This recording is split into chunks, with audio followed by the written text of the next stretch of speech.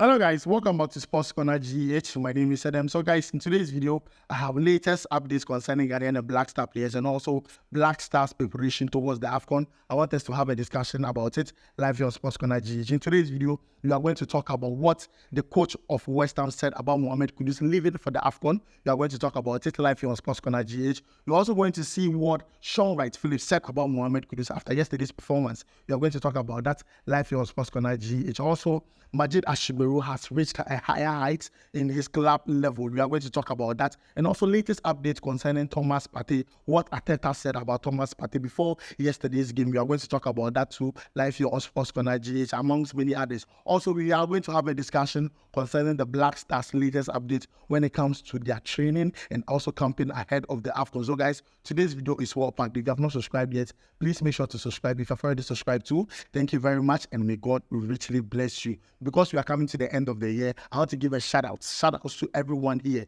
If your name is here, I want to say a very big thank you to you. Thank you for supporting Sports Corner GH. Continue to support Sports Corner GH. But if your name is not here, don't worry. Comment under this video and any other video we post here on Sports Corner GH. Guys, quickly, let's jump into it. I'm going to begin with Mohammed Kudus. Yesterday, he was very influential. He was integral for West Ham as they won against Arsenal by 2-0. Most of us did not expect that, and I did my own reaction to it. If you have not watched this, please check the channel and watch my reaction to Mohammed Kudus' performance against Arsenal. Now, after the game, the coach of West Ham, David Moyes, said that it is very sad to see Mohammed Kudus and also other African players in the West Ham setup leave for the Afcon, and it's understandable. You see, it's understandable. Mohammed Kudus has become a very important player for West Ham ever since joining from Ajax. He scores goals, he gives assists, he makes sure he puts in the performance 100% every time he gets the chance to play for West Ham, and he's now getting his form back when he's playing for West Ham. And David Moyes is saying that, you see, that kind of connection between Mohamed Kudus,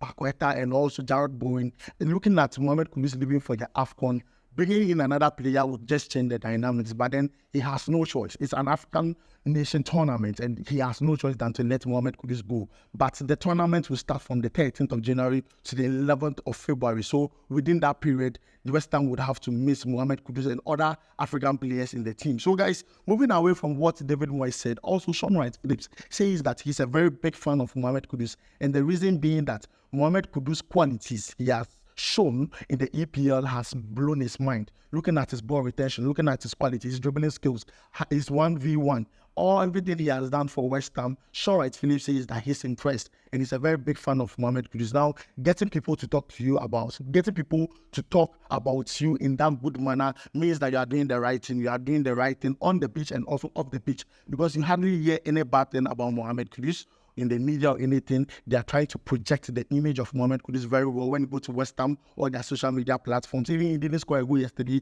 they still posted Mohammed Kudus. So to me, I feel like his popularity is growing. He's also gradually becoming the face of West Ham, and I'm happy with the way Mohammed Kudus ended the year. So guys, this is the latest updates concerning Mohammed Kudus, and I'll make sure to bring you more as the time goes on. Moving away from that, let's talk about Majeed Ashimeru. Now, Majeed Ashimeru plays for Anderlecht. Yes, Majeed Ashimeru plays for Anderlecht, and yesterday he made his 100th appearance for Anderlecht, and this is an exciting news looking at how far Majeed Ashimeru has come. You see, Majeed Ashimeru is a very good player for Anderlecht, and yesterday they played against Cercle Brugge. They won that game by 2-0, and Majeed Ashimeru made his 100th appearance for Anderlecht, and we are all excited about the whole, performance and also how far Majeed Ashimeru has come with Anderlecht. We hope that he goes on very well. He has also been named in Coach Chris Hutton's final 55 provisional man squad. We hope that he makes the final cuts for the Afcon, looking at the quality he has and also his creativity.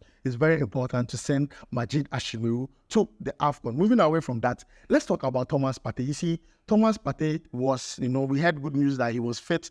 He was ready for selection, but he wasn't part of Arsenal squad that played West Ham yesterday. In fact, he wasn't part of the match day squad. Now, from what we hear from Arteta is that Thomas Partey is likely to play a game for Arsenal before leaving for the Afcon. These are words from Mikel Arteta. He says that Thomas Partey is likely to play a game for Arsenal before leaving for the Afcon. And to me, this is good news. At least let him get some match sharpness, some match reading with the Arsenal team before coming to the Afcon. And I'm sure when Thomas Partey comes to the Afcon, he will come with one of the fishes from Arsenal to make sure that Thomas Partey does not get injured or Thomas Partey does not overwork himself during the Afcon. You are not going to get a fully fit Thomas Partey. We are just going to get a half-fit Thomas Partey, but at least he's going to play at least 45 minutes, 50 minutes, either maybe 30 minutes for us during the Afcon, and I think that is enough. Thomas Partey comes with the experience, comes with the quality, and I mean, I won't take it lightly. If Thomas Partey is coming, I think that's good news for the Black Stars. And guys, that's the latest update concerning the Black Star players. Now, let's move away from that and talk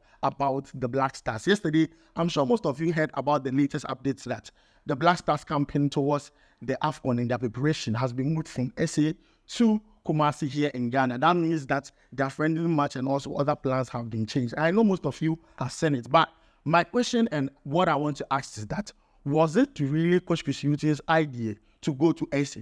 Because the reason for going to SA initially was because they said they wanted privacy and also less distraction. Are they trying to say that Ghanaians coming there are distracting the players?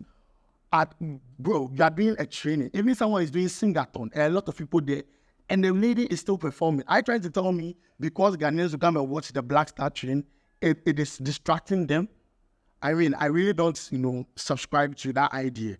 It's good that the Black Stars are coming to train in Kumasi because that is what I have been preaching and a lot of people have been preaching for a long time. Looking at where the Afcon is going to be played, that is Ivory Coast. It makes sense to camp here. Even Algeria are camping in Togo. Namibia are camping here in Ghana. And they have already arrived here in Ghana.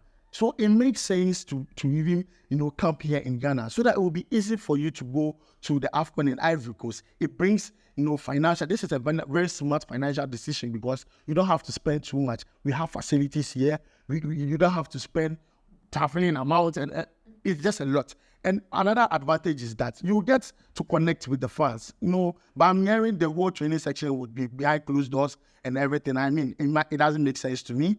It doesn't make sense to me because when you want to spread the love and you want to play a match in Kumasi or in Accra, you go to radio station asking fans to come. But when you're training, you don't want fans to be there to cheer the players up, to train very well. What am I trying to say? So that was for that one. I don't really subscribe to this, that training should be behind closed doors. Yes, some days it should be behind closed doors, but some days they should allow fans to go and watch the training sessions of the Black Stars before they travel to Afcon and all those ones. And also, looking at the friendly matches we could play against Namibia, we could play against Algeria. They are very close to us. So it's possible for us to play 2 friendly matches within this short period because from the report I was also reading and also rumors, Algeria opted to play us. This Ghana, yes, Algeria opted to play against Ghana in the friendly match before the tournament, and we declined because we were going to South Africa initially. But now that we are going to be at Kumasi, I think we can, accept that offer, play against Namibia, play against Algeria, and then see our strength going into the Afcon. So, guys, let me know your thoughts about it down below in the comment section. Thanks for joining me. My name is Adam. I'll make sure to see you in the next video. Charlie, we go vibe.